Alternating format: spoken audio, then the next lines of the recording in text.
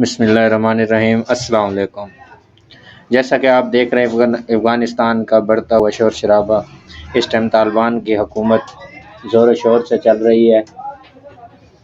अफ़गानिस्तान के सदर अशरफ गनी के मुल्क से फ़रार होने की खबर सामने आते ही अफ़गान तालिबान दारुल हुकूमत काबुल में दाखिल हो गए थे और इस टाइम उनकी हुकूमत है। पीर वो पहला दिन था जब काबुल पर 2 दहाई के बाद एक बार फिर तालिबान का कंट्रोल था और आज की सूरत हाल के मुताबिक शहर में ज़िंदगी फ़िलहाल मामूल के मुताबिक रवां दवां दिखाई दे रही है।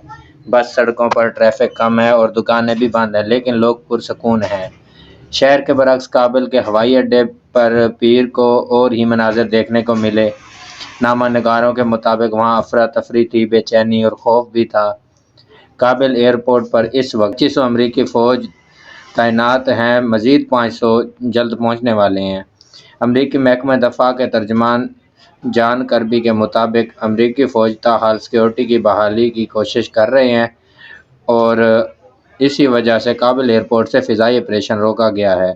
सोशल मीडिया पर शेयर की जाने वाली फ़ुटेज में मुल्क छोड़ने के लिए बेचैन अफ़गान अवाम को रनवे पर दौड़ते अमरीकी फ़ौजी त्यारे से लटका देखा जा सकता है, जिसके नतीजे में हलाकतें भी हुई और एमनेस्टी इंटरनेशनल ने आलमी बिरादरी से मुतालबा किया है कि वो सूरत हाल को किसी अलमिये में बदलने से कबल ही फैसला कुन इक़दामात करे।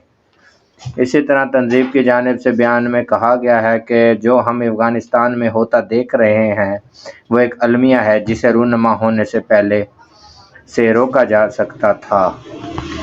दोस्तों, इसी तरह की वीडियो देखने के लिए हमारे चैनल को सब्सक्राइब करें और बेल आइकन को दबा दें ताकि हमारे नई आने वाली वीडियोज़ आपको मिल सकें। शुक्रिया। अल्लाह हाफ़िज़।